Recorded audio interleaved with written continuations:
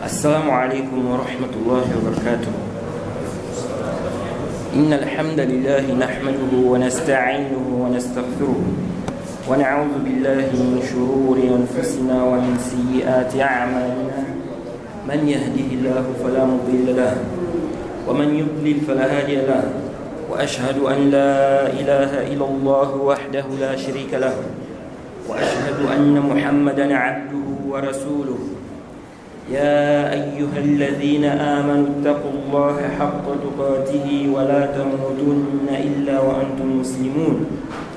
يا أيها الناس اتقوا ربكم الذي خلقكم من نفس واحدة وخلق منها زوجها وبث منهما رجالا كثيرا ونساء، واتقوا الله الذي تساءلون به والأرحام إن الله كان عليكم رقيبا. يا أيها الذين آمنوا اتقوا الله وقولوا قولا سديدا يصلح لكم أعمالكم ويغفر لكم ذنوبكم، ومن يطع الله ورسوله فقد فاز فوزا عظيما. أما بعد. Louange à Allah, le créateur des cieux et de la terre. On le loue pour tout ce qu'il nous accorde comme bien et comme grâce. Et on lui demande de prier sur son prophète Mohammed sallallahu alayhi wa sallam, sa famille, ses compagnons et tous ceux qui les ont suivis jusqu'au jour de la rétribution. Celui qu'Allah a guidé, personne ne peut l'égarer. Celui qu'Allah a égaré, personne ne peut le guider. Chers frères, chères sœurs,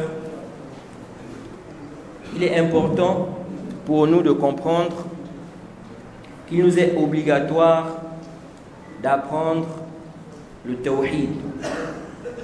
Le tawhid qui est la base de l'islam de la personne.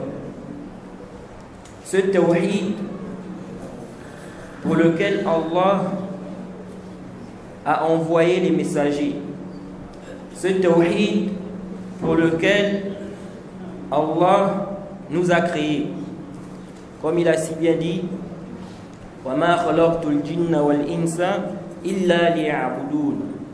Je n'ai créé les hommes et les djinns que pour qu'ils m'adorent. Allah nous a créés pour l'adoration. C'est le but pour lequel on a été créé. Cela étant, nous devons, n'est-ce pas, nous concentrer sur ce but. Pourquoi on est venu sur cette terre? Allah nous a mentionné dans son livre plusieurs fois l'importance du tawhid et le danger de son contraire. Il incombe donc aux musulmans de connaître cela, d'apprendre cela. Le prophète Mohammed sallallahu alayhi wa sallam, dans le hadith rapporté par Ibn Majah, le hadith de Anas Ibn Malik radiyallahu anhu, il dit que le prophète Mohammed sallallahu alayhi wa sallam nous dit: Talabul ilm faridatun ala kulli muslim. La recherche de la science est une obligation pour tout musulman. Cela étant, nous allons ensemble, bi'iznillahi ta'ala, étudier une petite risala, n'est-ce pas, sur le tawhid, en rapport avec le tawhid. Et on demande à Allah de nous faciliter et de faire en sorte que ce que nous allons dire, n'est-ce pas, soit profitable pour nous, qu'on tire profit. Chers frères, chères sœurs, sachez qu'Allah subhanahu wa ta'ala, dans son livre, nous a mis en garde contre le danger du contraire du tawhid. Allah nous a dit: Inna Allah la yaghfiru an yushraka bihi wa yaghfiru ma duna dhalika liman yasha. Allah ne pardonne pas à quiconque lui donne des associés, mais à part cela, il pardonne à qui il veut. Ou ce qui est moindre que cela, il pardonne à qui il veut. Il dit également: Innahu man yushrik billahi faqad harrama Allahu alayhi al-jannah wa ma'wahu an-nar wa ma lidh-dhalimina min ansar. quiconque donne des associés à Allah, le paradis lui est interdit. Il sera dans l'au-delà parmi les perdants. Ça nous montre le danger de quoi? Du shirk. On doit donc connaître ce que c'est que le shirk. Qu'est-ce que le shirk? Afin de se préserver, afin d'être préservé. Et donc nous allons étudier une risala qui met en relief, ou bien qui met en exergue, n'est-ce pas, le tawhid. Quelle est cette risala? Il s'agit des 3 fondements. Les 3 fondements du cheikh Mohammed ibn Abdul Wahhab. Cette risala qui est petite, mais avec beaucoup de profit. Et dans cette risala, le cheikh nous parle de beaucoup de choses très très importantes pour nous. Sans plus tarder, le cheikh nous dit dans la risala: i'lam rahimakallah annahu yajibu alayna ta'allum 4 masail. Al-oula al-ilm. Le cheikh dit: sache qu'Allah te fasse miséricorde. Donc il te fait dua ici là. Le cheikh te fait un dua. Il dit: sache qu'Allah te fasse miséricorde. Donc toi qui vas écouter cette risala, qu'Allah te fasse miséricorde. Sache qu'il est obligatoire sur nous de connaître 4 principes. Il dit: al-oula al-ilm. Quel est le premier principe qu'on doit connaître? Il dit la connaissance, la science. Ça c'est la première chose. Tout musulman doit avoir les bases de sa religion. L'islam n'est pas une religion d'ignorance. L'islam est une religion qui va avec le ilm, avec la science. C'est pourquoi vous allez voir que beaucoup de gens qui s'égarent dans la religion, c'est à cause du jahl, c'est à cause de l'ignorance. C'est pourquoi le prophète Mohammed sallallahu alayhi wa sallam, dans le hadith de Abdullah ibn Amr ibn As, dans le Sahih Muslim, il a dit quoi? Il a dit: Inna Allah la yaqbidu al-ilma intiza'an yantazi'uhu min suduri al-ulama wa inma yaqbidu al-ilma biqabdi al-ulama hatta idha lam yubqi 'aliman ittakhadha an-nasu ru'usan juhalan fasu'ilu fa'aftahu bighayri 'ilmin fadallu wa adallu. Le prophète Mohammed sallallahu alayhi wa sallam dit: Allah ne va pas enlever la science dans les cœurs des savants comme ça. Donc les savants se réveillent un bon matin, il n'y a plus de ilm, il n'y a plus de science. Non. Il dit: il va enlever la science en donnant la mort aux savants. Quand vous entendez qu'un savant est mort là, c'est le ilm qui est en train de partir. C'est la science qui est en train de partir. Parce que ce savant-là avait de la science. Il avait du ilm dans son cœur. Il connaissait beaucoup de choses. Donc quand il meurt comme ça, c'est le ilm qui est en train de partir. C'est pourquoi vous allez voir que même les kutub, parce que quelqu'un peut dire: mais le savant est mort, mais peut-être il a laissé des livres, ou bien il y a des livres. Même les livres, si tu ne trouves pas quelqu'un pour t'enseigner les livres là, comment tu vas faire? Déjà qu'aujourd'hui, beaucoup de gens délaissent la lecture. Beaucoup de gens ne lisent pas. Vous allez voir quelqu'un même qui a des livres chez lui, peut-être même il n'a jamais ouvert ces livres là, mais les livres là sont là. Vous voyez? Donc, il faut qu'on t'enseigne ces livres-là. Vous voyez? C'est pourquoi le savant te fait sortir le ilm qui est dans les kutub. Il te fait sortir la science qui est dans les livres-là. Donc, le prophète nous dit que Allah va donner la mort aux savants jusqu'à ce qu'il ne restera plus de savants. Et à ce moment-là, les gens vont mettre les ignorants devant. Ils vont mettre les ignorants devant. Ils vont leur poser des questions. Ils vont égarer, ils vont s'égarer. Ils vont égarer et ils vont s'égarer. Donc ils vont égarer les autres et eux-mêmes ils seront aussi égarés. Pourquoi? Parce qu'il n'y a pas le ilm, il n'y a pas la science. Donc l'ignorance, n'est-ce pas, fait partie des causes d'égarement. Donc le cheikh ici a dit, premièrement, al-ilm, la science. Donc il est obligatoire pour nous d'apprendre. Mais qu'est-ce qui est obligatoire d'apprendre? Est-ce qu'il est obligatoire d'apprendre toutes choses? Non. Le cheikh dit ici: وهو معرفة الله ومعرفة نبيه ومعرفة دين الإسلام بالأدلة. Il dit, la science dont il est question ici, c'est la connaissance d'Allah, la connaissance de son prophète et la connaissance de la religion de l'islam avec des preuves. Ce sont les trois choses qui sont obligatoires sur le croyant, sur le musulman. Il doit connaître ça, de prime abord. D'abord, connaître Allah. Qui est Allah? Et là-dedans, il doit connaître le tawhid al-rububiyya, le tawhid al-uluhiyya, le tawhid des asma wa sifat. Beaucoup de gens aujourd'hui, ils se disent musulmans, mais ils ne connaissent pas par exemple le tawhid d'Allah dans les noms et attributs. Les noms et attributs. Allah a des noms, Allah a des attributs. Il y a des gens qui ne connaissent pas ça. Ça, ce sont les premières choses à connaître. Ensuite, il a dit connaître également son prophète.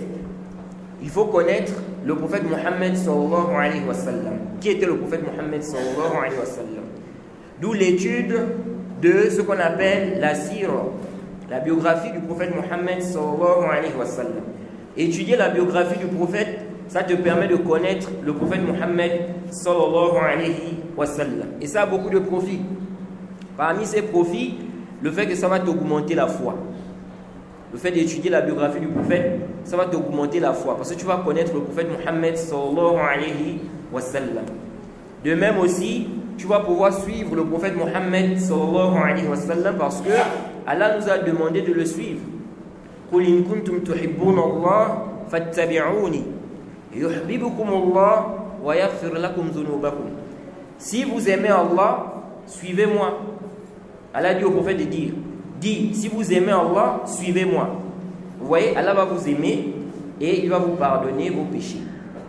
C'est pour cela, si tu veux être aimé d'Allah, il faut suivre le prophète. Là où les gens sont en train de diverger, quelqu'un dit, on fait comme ça. L'autre dit, non, on fait comme ça.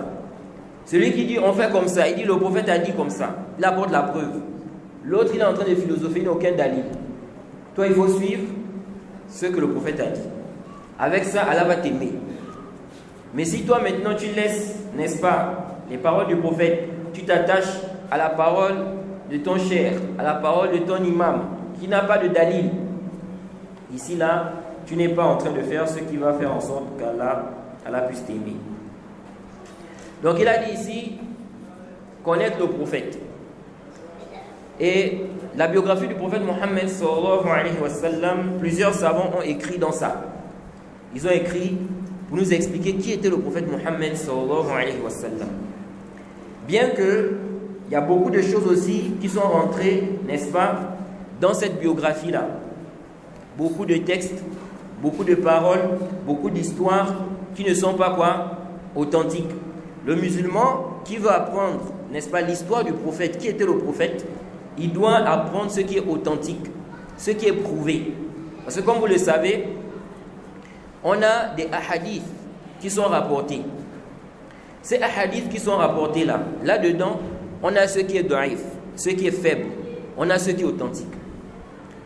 Allah a préservé ce dîme. Allah a préservé ce dîme. Et Allah a préservé le Coran. Comme Allah a préservé le Coran, il a également préservé la sunna du prophète Mohammed sallallahu alayhi wa sallam. Parce que la sunna vient pour expliquer le Coran. La sunna vient expliquer le Coran. Donc on ne peut pas préserver le Coran et puis on ne préserve pas ce qui vient expliquer quoi? Le Coran. Sinon les gens vont s'égarer. Donc la sunna aussi a été préservée. Allah a fait en sorte qu'il y ait des gens qui, n'est-ce pas, ont étudié les informations qui ont été rapportées du prophète. Et ils ont fait le tamiz. Ils ont fait quoi? Ils ont clarifié ce qui est authentique, ce qui n'est pas authentique, ce qui est prouvé, ce qui n'est pas prouvé. Et tout ça, c'est dans les kutub. Tout ça, c'est connu. Donc, le musulman qui étudie la vie du prophète, il doit étudier ce qui est authentique. Pourquoi? Pour ne pas avoir des mauvaises compréhensions, pour ne pas avoir des mauvaises croyances. Ok? Il y a des gens, par exemple, qui vont avoir des croyances, mais ils ont d'autres croyances sur la question des miracles, des choses qui ne sont pas prouvées. Vous voyez? Par exemple, ils vont vous dire, oui, quand le prophète Mohammed sallallahu alayhi wa sallam est né, n'est-ce pas? Il y a eu quoi? Il y a eu des statues qui ont été brisées, qui se sont brisées, des églises qui se sont cassées. Vous voyez? Des choses comme ça, alors que ce n'est pas prouvé. Ou bien quand le prophète est né, il est né circoncis. Vous voyez? Et il a ça comme croyance. Donc, nous disons, connaître le prophète, il s'agit de connaître le prophète de façon authentique. Pas de connaître ce qui n'est pas prouvé. Ensuite, le cheikh a dit, connaître la religion de l'islam avec preuve. Ah. Connaître la religion de l'islam avec preuve. Le musulman doit connaître sa religion. Mais attention, le cheikh a dit ici, bil adilla, avec des preuves. Donc tu dois connaître le din avec preuve. Tu ne dois pas être là pour suivre les gens comme ça. On dit, fais comme ça, tu pars là-bas. Fais comme ça, tu pars là-bas. Non. Tu dois pratiquer ta religion avec preuve. Vous voyez? Avec quoi? Avec preuve. Ensuite, le cheikh a dit, Athaniya al-amalu bihi. Deuxièmement, donc la deuxième chose obligatoire. Premièrement, c'est la connaissance. La connaissance de quoi? Il a dit la connaissance d'Allah, la connaissance du prophète et la connaissance de la religion de l'islam avec preuve. Deuxièmement, la pratique. Donc, œuvrer par rapport à cette connaissance-là. Lorsque tu as appris, tu dois mettre cela en pratique. Il ne suffit pas d'apprendre, n'est-ce pas? Et tu ne mets pas ça en pratique. Allah a comparé celui qui a le ilm, qui a la science, il ne met pas ça en pratique. Allah l'a comparé à quoi? À l'âne. مثل الذين حملوا التوراة ثم لم يحملوها كمثل الحمار يحمل أسفارا. Vous voyez? Ceux à qui on a donné la Torah et qui n'ont pas mis ça en application, ils sont semblables à l'âne qui porte sur lui des livres. Vous voyez? L'âne qui a des livres sur lui, est-ce qu'il connaît la valeur de ces livres-là? Est-ce qu'il tire profit de ces livres-là? Il ne tire pas profit. Vous voyez? C'est comme ça, celui qui a le ilm, il ne met pas ça en pratique. En réalité, il ne tire pas profit de sa science-là. Il ne tire pas profit de sa science. Et il est comme l'ignorant. Parce que qu'est-ce qui te différencie de l'ignorant? Vous voyez? Qu'est-ce qui te différencie de l'ignorant? Le cheikh Ibn Uthaymin dit même que celui-là, l'ignorant est même meilleur que lui. Parce que l'ignorant peut être excusé. Il ne savait pas. Il n'a pas été négligent. Contrairement à celui qui est négligent dans l'apprentissage. Lui, il n'est pas excusé. Mais celui-là qui connaît, il connaît, mais il ne met pas ça en application. Ici, là, il a quoi? L'argument est levé contre lui. C'est déjà hujja contre lui. Parce qu'il connaît, mais il ne met pas ça en application. Et le fait de ne pas mettre ce que tu as appris en application, ça fait partie des causes d'égarement. Ça fait partie des causes de quoi? D'égarement. Vous voyez, comme Allah a dit dans la sourate 7, verset 175 à 76, وَاتْلُ عَلَيْهِمْ نَبَأَ الَّذِي آتَيْنَاهُ آيَاتِنَا فَانْسَلَخَ مِنْهَا فَأَتْبَعَهُ الشَّيْطَانُ فَكَانَ مِنَ الْغَاوِينَ وَلَوْ شِئْنَا لَرَفَعْنَاهُ بِهَا وَلَكِنَّهُ أَخْلَدَ إِلَى الْأَرْضِ وَاتَّبَعَ هَوَاهُ. Allah a dit, raconte-leur, n'est-ce pas, l'histoire de celui à qui nous avons donné nos signes. On lui a donné la science. فَانْسَلَخَ مِنْهَا. Il s'est détourné. Il n'a pas mis ça en application. Il a délaissé ce qu'Allah lui a donné comme ilm. فَأَتْبَعَهُ الشَّيْطَانُ. Quand il a délaissé le ilm là, Shaitan a commencé à le suivre. Shaitan l'a suivi. فَكَانَ مِنَ الْغَاوِينَ. Et il devint donc du nombre des égarés. Il est devenu égaré. Parce qu'il n'a pas mis en application ce qu'Allah lui a donné comme science. Et Allah a dit, si nous avions voulu, nous l'aurions certes élevé à travers ces enseignements-là. Allah l'aurait élevé parce que la science t'élève. La science fait partie des causes d'élévation du serviteur. Comme Allah a dit, يَرْفَعِ الَّذِينَ آمَنُوا مِنْكُمْ وَالَّذِينَ أُوتُوا الْعِلْمَ دَرَجَاتٍ. Allah élève ceux qui ont cru parmi vous et ceux à qui il a donné la science. Ceux qui ont le ilm, Allah les élève sur cette terre et dans l'au-delà. Vous voyez? Aujourd'hui, vous allez voir, il y a des savants qui sont déjà morts. Ils sont morts depuis longtemps, mais on parle toujours d'eux. On leur fait des doigts, on cite leur nom, on fait le doigt pour lui. Alors qu'il est mort depuis. À cause de quoi? À cause du ilm. Ce n'est pas à cause des biens de ce bas monde, mais à cause de quoi? La science. Vous voyez, quand vous voyez les compagnons du prophète, les compagnons du prophète sont morts depuis des siècles et des siècles. Mais on parle toujours d'eux. Abu Huraira, on le cite dans les mosquées. Combien de fois on le cite dans les mosquées? On fait dua. Qu'Allah l'agrée. On cite qu'Allah l'agrée. Vous voyez? Donc, Allah élève celui qui a le ilm. Mais attention, il élève celui qui a le ilm, qui met en pratique. Pas celui qui a le ilm, il ne met pas ça en pratique. Ça c'est quoi? Ce sera un argument contre toi. C'est pourquoi le cheikh a dit ici, al-thaniyatu al-amal bihi. Donc il faut œuvrer, il ne suffit pas d'avoir le ilm, mais il faut mettre ça en application. Ensuite il a dit al-thalitha ad-da'watu ilayhi. Troisièmement, l'appel. Donc premièrement le ilm, il faut avoir la connaissance. Deuxièmement, il faut quoi? Œuvrer. Il faut mettre en application ce que tu as comme science. Qu'est-ce qui est obligatoire à mettre en application? Ce qui est obligatoire, n'est-ce pas, à mettre en application, c'est la science de ce qui est obligatoire. Comme le tawhid. Quelqu'un maintenant, il doit mettre en application le tawhid. Tu ne dois pas commettre le shirk, invoquer les morts par exemple. Tu dis que tu es musulman, mais tu vas invoquer les morts. Tu vas au tombeau. Tu as encore des conceptions de shirk, comme beaucoup de gens aujourd'hui. Donc il ne faut pas laver les assiettes la nuit. Il ne faut pas balayer le salon la nuit. Il ne faut pas faire sortir les choses de la maison la nuit. Tout ça là, ce sont des shirkiyat. Vous voyez? Non, parce que dans la famille, comme ça. Ou bien on ne mange pas telle viande dans notre tribu, dans notre famille. C'est interdit. Allah n'a pas interdit ça. Mais ils disent que dans leur tribu, c'est interdit. Pourquoi c'est interdit? Parce que celui qui mange ça, il aura ceci ou cela. Tout ça, c'est quoi? Ce sont des faussetés. Celui qui apprend le tawhid, il ne fait pas quoi? Il ne suit pas ce genre de choses-là. Ça, ce sont des superstitions. Vous voyez?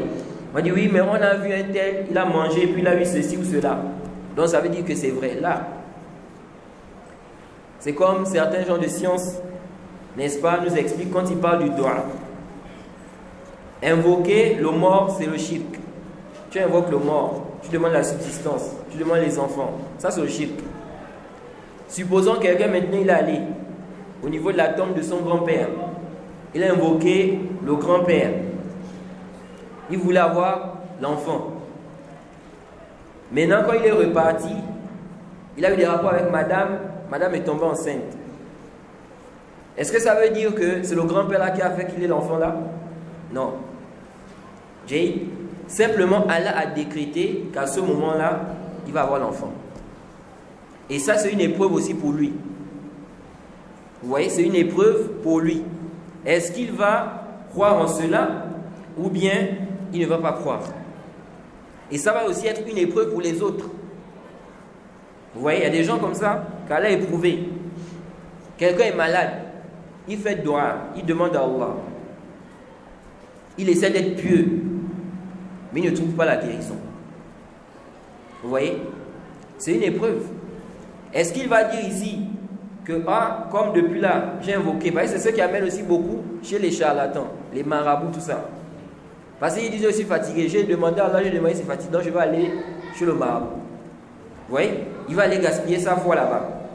Alors qu'Allah a dit, ahasiba an-nas an yutraku an yaqulu amanna wa hum la yuftanun. وَلَقَدْ فَتَنَّا الَّذِينَ مِنْ قَبْلِهِمْ فَلَا يَعْلَمَنَّ اللَّهُ الَّذِينَ صَدَقُوا وَلَا يَعْلَمَنَّ الْكَاذِبِينَ. Est-ce que les gens pensent qu'on va les laisser dire comme ça, nous croyons, sans les éprouver? Nous avons éprouvé ceux qui sont passés avant. Vous voyez? Et Allah a su qui sont ceux qui sont véridiques dans leur foi et qui sont ceux qui mentent. Est-ce que toi, quand tu dis que tu es croyant, là, tu es véridique ou bien tu mens? On va voir ça ici. Allah t'éprouve dans la maladie des années. Tu fais dua, rien. Vous voyez? Ça ne veut pas dire que tu vas aller chez le charlatan. Patiente là. Mais garde ton tawhid. Parce que cette vie-là n'est rien auprès d'Allah. Le prophète Ayoub, il a passé des années dans la maladie. Ça, c'est un prophète. Un prophète d'Allah, il a passé des années et des années dans la maladie. Il n'y avait pas la guérison. Maintenant, que dire de quelqu'un qui n'est pas prophète?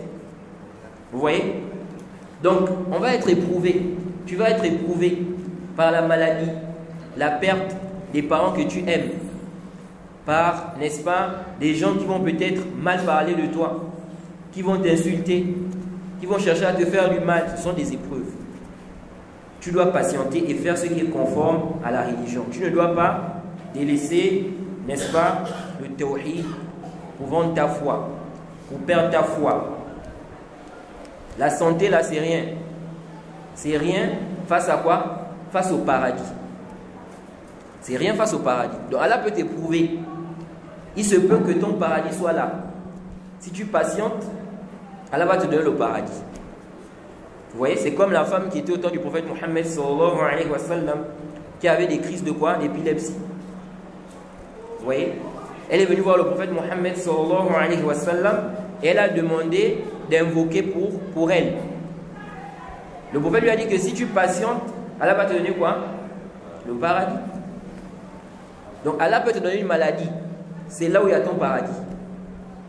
Dans ta patience là, tu vas patienter jusqu'à tu vas mourir, Allah va te donner le paradis. Il y a des gens comme ça. Tu as commis des péchés, il se peut. Allah t'éprouve avec une maladie pour faire quoi? Pour t'effacer les péchés là. Au point où, quand tu vas mourir maintenant, tu meurs comme ça sans péché. La maladie là a fait quoi? A fait qu'Allah t'a, n'est-ce pas, effacé ces péchés là. Donc, la science qui est obligatoire, c'est la science de ce qui est obligatoire. La prière est obligatoire. Ça fait partie des obligations. Le musulman doit connaître comment on prie. Il doit apprendre comment on fait la prière. Sifat as-salat. Comment on fait les ablutions. L'apprentissage de la prière implique l'apprentissage des conditions de la prière. Vous voyez? Parce que la prière n'est pas valide s'il y a quoi? Si ça n'a pas respecté les conditions. Vous voyez? Donc, par exemple, la purification. La purification, tu dois apprendre ça. Tu dois connaître comment on fait la purification, comment je fais les ablutions correctement. Comment on va faire le janaba. Quand je suis en état de janaba, je fais ça comment? Comment ça se fait? Tout ça là, la personne doit apprendre ça. Parce que ça, c'est obligatoire. Vous voyez? Donc, ce qui est obligatoire, le musulman doit obligatoirement connaître. Tu dois connaître comment prier. Tu dois connaître comment jeûner. Ceux qui vont aller faire le hajj, ils doivent étudier comment on fait le hajj avant de partir. Vous voyez? Celui qui a des moyens, qui est riche, il doit connaître comment je dois faire sortir la zakat. C'est comme ça. Maintenant, il y a des choses qui ne sont pas obligatoires. Il y a des choses qui ne sont pas obligatoires dans l'islam, dans la religion. C'est préférable. Ça là, il n'est pas obligatoire d'étudier ça. C'est-à-dire pour tout musulman. Vous voyez? On dit c'est fard de kifaya. Si un groupe de musulmans connaît cela, ça suffit. Vous voyez? Par exemple, l'héritage, chapitre comme l'héritage. Il n'est pas obligatoire aux musulmans de connaître le chapitre de l'héritage, c'est-à-dire chaque musulman. Vous voyez? Mais il faut qu'un groupe dans la communauté ait connaissance de ce chapitre-là. Vous voyez? Mais il y a des choses, ça c'est tout musulman. Comme j'ai dit tout à l'heure, le tawhid. Le tawhid, parce que le tawhid, sans le tawhid, tu ne peux pas rentrer au paradis. Donc le cheikh a dit ici, deuxièmement, la pratique. Ensuite, il a dit, ad-da'watu ilayhi. Il faut maintenant appeler. Tu dois appeler maintenant à cette science. Donc, tu as eu connaissance. Tu as mis en pratique. Maintenant, tu appelles les gens vers cette science-là. Tu fais maintenant da'wa. Vous voyez? Le fait d'appeler les gens vers la religion d'Allah, ça fait partie des grands bienfaits. Ça fait partie des grandes œuvres où le serviteur va gagner beaucoup de choses.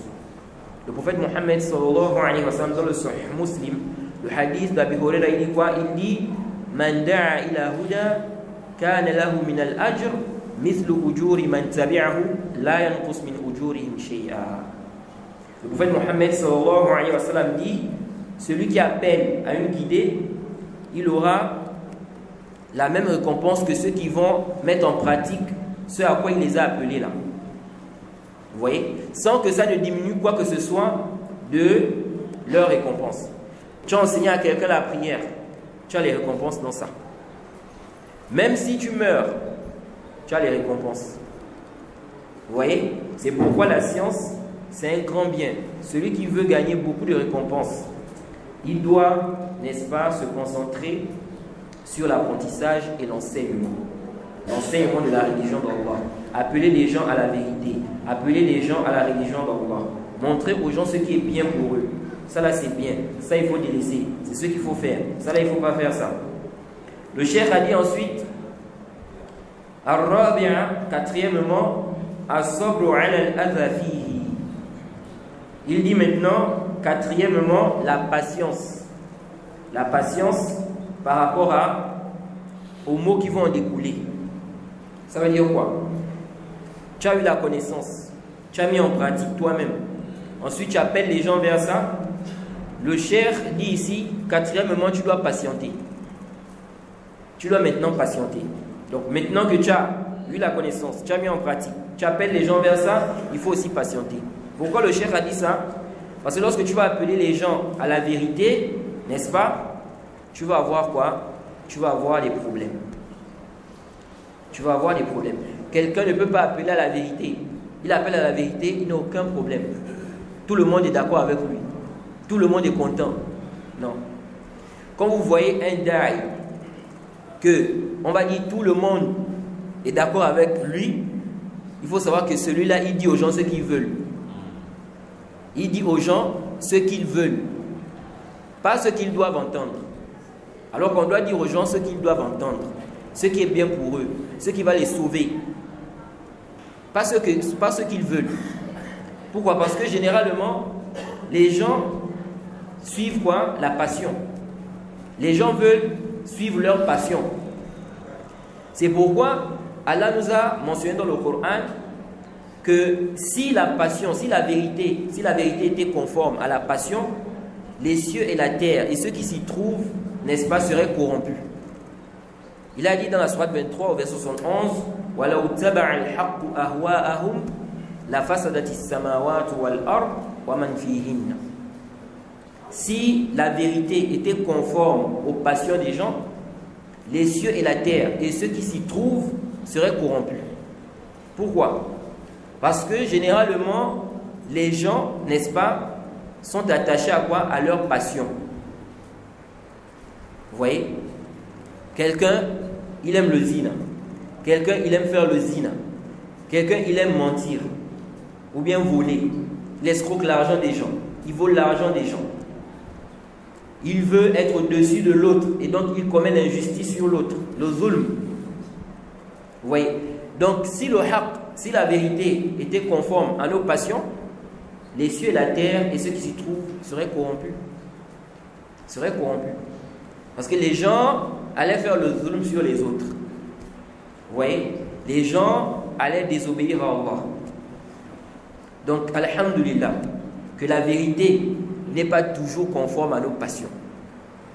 Maintenant, le serviteur doit, si réellement il est croyant, il veut le paradis, il doit mettre sa passion de côté pour suivre la vérité. C'est ça l'épreuve aussi. C'est ça l'épreuve. Tu dis tu es croyant. Quand tu dis tu es croyant là, tu suis ta passion ou bien tu suis ce qu'Allah et son messager ont dit. Vous voyez? Parce qu'il y a des gens qui ont fait de leur passion leur divinité, comme Allah a dit. As-tu vu celui qui a fait de sa passion sa divinité? Donc lui, ce que sa passion veut, c'est ce qu'il fait. C'est ce qu'il fait. On dit Allah a dit, le prophète a dit non. Lui dit moi c'est comme ça. Je fais comme ça. J'ai trouvé mes parents comme ça. Ici c'est comme ça. Dans ma maison c'est comme ça. Non, c'est pas un problème de dans ta maison. Tu as trouvé tes parents. C'est un problème d'Allah a dit, le prophète a dit. Tu dis que tu es croyant, il faut suivre le prophète. Il faut mettre ta passion de côté. Alors qu'Allah dit innama kana qawla al-mu'minin idha du'u ila Allah wa rasulihi liyahkuma bainahum an yaqulu sami'na wa ata'na wa ulaika humul muflihun. La parole du croyant ou des croyants, lorsqu'on leur dit venez, on va juger avec ce qu'Allah a dit, ce que le prophète a dit, c'est de dire quoi? C'est de dire nous avons entendu et nous obéissons. Voilà ceux qui réussissent. Ce sont ceux-là qui réussissent. Pas que tu suives ta passion. Vous voyez? Donc, quand toi, tu décides d'appeler les gens à la vérité, tu vas forcément, n'est-ce pas, dire des choses qui contredisent leur passion. Vous voyez? Tu ne vas pas toujours dire ce qui est en conformité avec leur passion. Forcément, tu vas dire des choses qu'ils ne vont pas aimer. Maintenant, le cheikh t'avertit. Il te dit, il faut patienter. Parce que quand tu vas contredire les passions des gens là, tu vas avoir quoi? Des problèmes. Et c'est ce qui s'est passé avec les prophètes. Les prophètes ont eu des problèmes, n'est-ce pas, avec leur peuple. Lorsque quoi? Lorsqu'ils ont dit ce qui contredisait leur passion. Quand vous voyez le papa d'Ibrahim alayhi salam, Ibrahim alayhi salam, il a appelé son père à l'islam, à la vérité. Qu'est-ce que son père a dit? Il lui a dit, si tu n'arrêtes pas, je vais te lapider. Le père qui dit ça à son fils. Si tu n'arrêtes pas. Alors que le fils lui dit que mon père, comment tu vas adorer ceux qui n'entendent pas? Comment tu vas adorer ces statues-là? Combien de gens sont comme ça? Ils ont des enfants. Allah a facilité. Wallah, c'est une ni'ma. C'est une ni'ma que beaucoup de parents, c'est-à-dire, ne prennent pas conscience de ça. Qu'Allah te facilite un enfant qui a compris le tawhid, un enfant qui a le ilm, un enfant qui a la science, qui met en pratique l'islam, la religion authentique.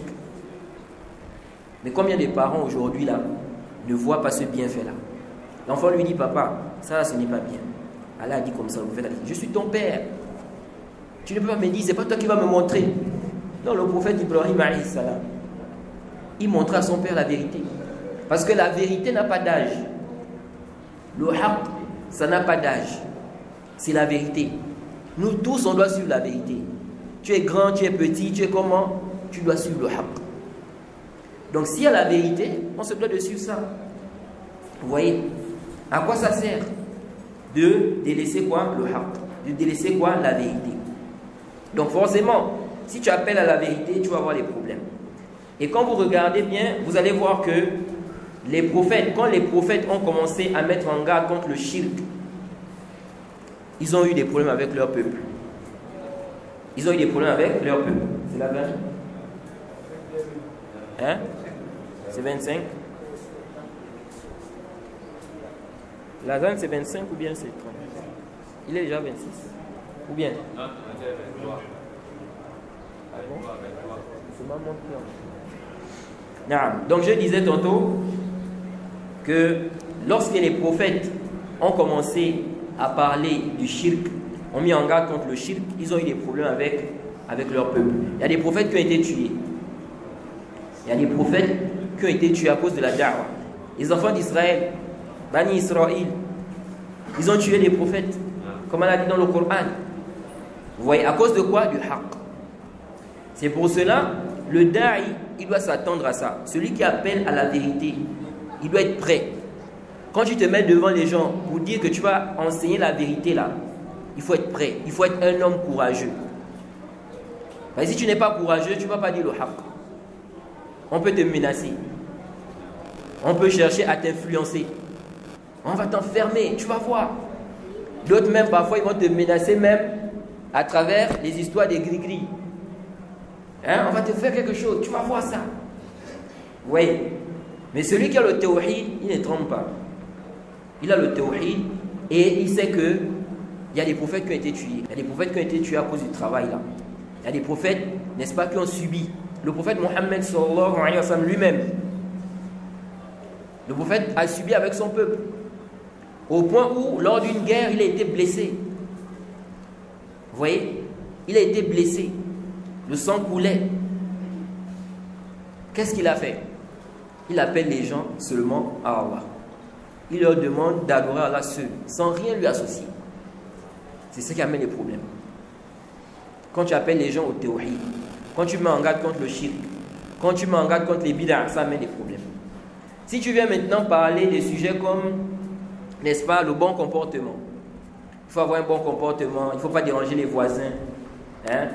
Il ne faut pas voler, il ne faut pas tuer. Les gens ne seront pas contre. Tout le monde est content. Oui, ce qu'il dit là, c'est la vérité. Il ne faut pas voler. C'est la vague.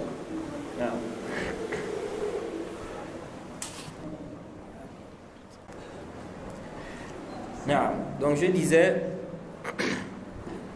que si tu viens maintenant parler des bons comportements, des choses, n'est-ce pas, qu'un rapport avec les comportements avec les gens, tu ne vas pas vraiment avoir des problèmes dans ta da'wah.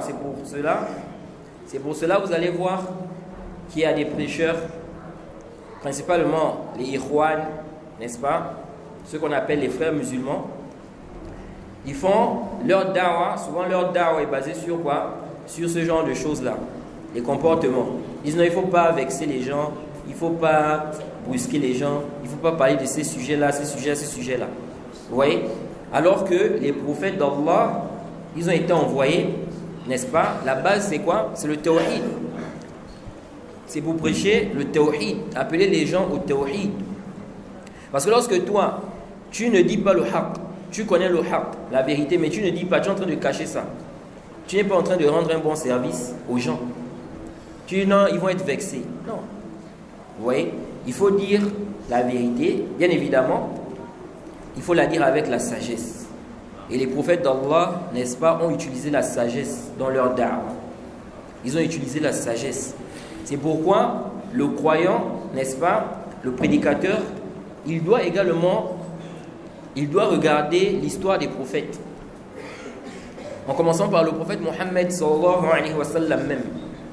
Mais ça va lui permettre de voir comment il doit faire la da'wah, comment il doit appeler les gens à la vérité. Vous voyez, il va voir la sagesse du prophète et il va mettre cela en application. Le prophète a agi comme ça dans telle situation. Voilà comment on doit agir. Le prophète n'a pas agi comme ça dans telle situation. C'est comme ça aussi qu'on doit faire. On ne doit pas agir comme ça ou comme ça. Vous voyez? Donc ça c'est très très important. Ensuite le cheikh ici, donc après avoir mentionné ce tanbih, qui est quoi? Qui est la patience. Il faut patienter. Maintenant que tu appelles les gens à la vérité, il faut patienter. N'est-ce pas? On peut t'insulter. On peut, lui-même le cheikh, il a été, n'est-ce pas? Il a subi dans sa da'wah, le cheikh Mohammed ibn Abdul Wahhab. Et jusqu'à aujourd'hui, il y a des gens qui parlent mal de lui, il y a des gens qui ne le connaissent même pas. Vous allez voir des gens comme ça. Il passe sur quelqu'un, il ne connaît même pas la personne là. Il n'a même jamais lu un livre de la personne là, pour savoir qui il est réellement. Vous voyez? Je me rappelle un frère, il a vu un autre frère, il a rencontré un autre frère. Quand il a rencontré ce frère-là, il a pleuré. Il pleure. Le frère lui dit, mais pourquoi tu pleures? Il ne faut pas pleurer. Il dit, subhanallah, les gens sont méchants. Il dit, ce que j'ai entendu sur toi, que les gens racontaient. Il dit, mais quand je t'ai vu là, j'ai vu tout le contraire. Vous voyez? C'est pourquoi les rumeurs là, c'est quelque chose qui est dangereux. C'est très dangereux. Vous voyez? Donc, il y a des gens comme ça.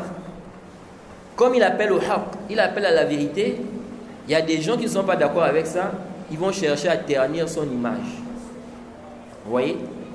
Et c'est comme ça que le cheikh Mohammed ibn Abdul Wahhab, les gens ont dit des choses sur lui. Les gens ont dit non, il fait le takfir des musulmans. Oh non, il fait comme ça, il est kaza wa kaza. Alors que dans ses livres, ce n'est pas ça. Ces livres sont là, la vérité est là. Vous voyez? Non, donc le cheikh a dit ici qu'il faut patienter. Ensuite il a dit wa dalil qawluhu ta'ala. Maintenant ici de la preuve. Il va citer ici la preuve de ce qu'il a dit. La place à combien? 35 ou 40? 40. Donc on va d'abord s'arrêter là. S'il y a quelques questions, bi'iznillahi ta'ala, on va essayer de répondre en fonction de nos capacités. Hein?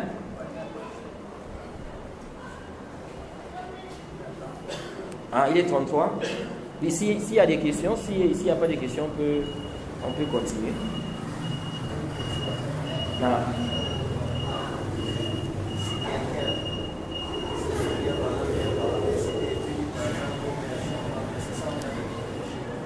Hein?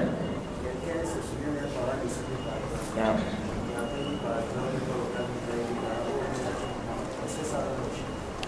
Ça ne rentre pas dans le shirk. Tout dépend ici de son intention. Le prophète Mohammed sallallahu alayhi wa sallam, lorsque son fils est mort, Ibrahim, il a dit quoi? Il a dit, oh Ibrahim, nous sommes tristes face à quoi? Face à ta séparation, bien à ta mort. Il a dit, oh Ibrahim, ta séparation. Donc c'est comme s'il s'adresse à lui alors qu'il est mort. Vous voyez? Ici là, ce qui est visé, ce n'est pas de parler à la personne. Ce n'est pas de quoi? Ce n'est pas de parler à la personne. Quelqu'un peut utiliser le tu, n'est-ce pas, pour parler de quelqu'un qui est absent, quelqu'un qui est mort, mais il ne vise pas ici quoi? Il ne vise pas de parler à celui-là. S'il vous plaît, il ne faut pas filmer. Ne filmez pas, s'il vous plaît. Il ne vise pas quoi? Il ne vise pas ici de parler à cette personne. Quand le prophète dit, oh Ibrahim, nous sommes tristes face à ta, n'est-ce pas, ta disparition, ou bien ta mort. Lorsque, par exemple, on va expliquer un livre, on lit par exemple la parole d'un savant. Et on dit, où est le dalil yasher? Ok? Aïna dalil ya cheikh. Où est le dalil au cheikh? Ici, tu n'es pas train de t'adresser, c'est-à-dire que tu ne vises pas ici qui t'entendent et qui te répondent. Ok? C'est une façon de parler en arabe. Une façon de quoi? De parler. Donc, ce genre de choses-là, ça ne rentre pas dans le shirk. Bien qu'il y a aussi un débat entre les savants. Est-ce que les morts entendent ou bien ils n'entendent pas? Mais si déjà même si la personne est éloignée, parce que ce débat-là encore, on peut le ramener dans le cas où la personne est proche même de la tombe. Mais imaginons quelqu'un est loin. Hein? Il ne sait pas moi, il est à Franceville. Et puis son parent est enterré à Port-Gentil. Le mort, ici, il ne peut pas entendre. Déjà, Sahih, le mort n'entend pas. Les morts n'entendent pas, sauf ce qui est venu dans les textes qu'ils entendent. Comme par exemple les pas. Lorsqu'on va enterrer le mort, lorsqu'on retourne, c'est venu dans les hadiths que le mort entend les pas là. On ne doit pas élargir ça. Il entend ceci, il entend cela, il entend ceci. Non. Sans dalil. Parce que ça concerne ce qui est invisible. Ce que nous, on ne voit pas. Ou le dalil qu'il entend. Vous voyez? Dans ce genre de propos-là, ça ne rentre pas dans le shirk. N'est-ce pas? Tout dépend de l'intention. Non. Non.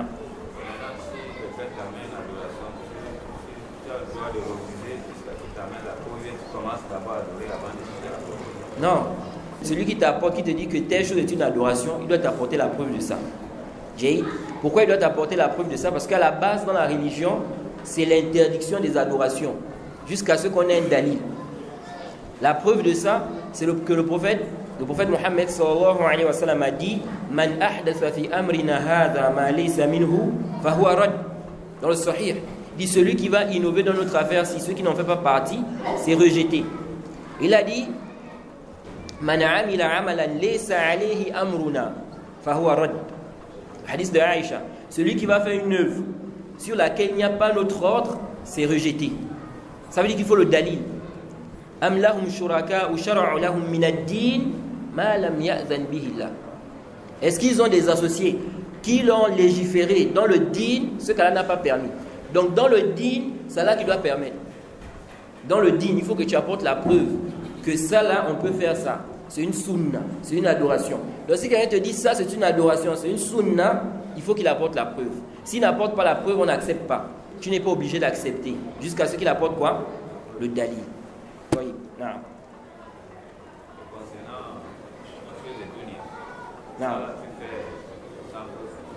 Non. Non, pas sans preuve. Les affaires de dunya, à la base, c'est la permission. La base, c'est quoi? C'est la permission. Car Allah a dit c'est lui qui a créé tout ce qui est sur la terre pour vous. Donc, quand quelqu'un vient dire telle chaussure, tu ne dois pas porter ça, c'est haram. Tel fruit, tu ne dois pas manger ça. Telle nourriture, telle viande, ça c'est des affaires de dunya. Ce n'est pas des adorations. Donc ici, là, celui qui vient interdire, là, c'est lui qui doit apporter quoi? La preuve. Celui qui vient interdire, il te dit la mangue là, ou bien tel fruit, c'est haram. Il doit apporter le dalil. Ne porte pas telle chaussure, tel habit, il ne faut pas porter ça, c'est haram. Il doit apporter le dalil. Parce que ça concerne les affaires de dunya. Mais dans la religion, c'est celui qui fait qui doit apporter le dalil. Celui qui fait une adoration, il dit c'est sunna. C'est lui qui doit apporter. On doit lui demander c'est où le dalil qui montre que c'est sunna, que le prophète a fait ça. S'il n'apporte pas le dalil, on n'accepte pas. Donc c'est la différence entre les affaires de dunya et la religion. Mais ici, là, il y a un point qui est important aussi à comprendre. Concernant les affaires de dunya, le Cheikh l'Islam a mentionné ça, Ibn al-Qayyim aussi, ou bien l'un des deux. C'est que lorsqu'on dit la base dans les affaires de dunya, c'est la permission. Est-ce que ça veut dire que toi, tu dois aller faire, n'est-ce pas, des choses sans chercher à connaître si c'est halal ou haram? Parce qu'il y a des gens comme ça, ils ont dit, on a dit dans les affaires de dunya, la base c'est la permission. Donc il y a là, il fait directement, sans chercher à savoir si c'est permis ou pas. Non, il faut chercher à savoir si c'est autorisé ou pas. Donc tu veux faire une chose, même si ça concerne la dunya, tu dois chercher à savoir, est-ce qu'il y a un dalil qui interdit ça? Est-ce que c'est interdit ou bien c'est autorisé? Tu veux faire un commerce, tu veux faire une transaction, tu cherches d'abord à savoir. Maintenant, si tu te rends compte qu'il n'y a pas de preuve, à ce moment-là, tu peux faire quoi? Tu peux faire cela. Non. On s'arrête ici. On demande qu'Allah nous accorde la compréhension de sa religion. Wa subhanaka Allahumma wa bihamdik. Wa ashhadu an la ilaha illa anta astaghfiruka.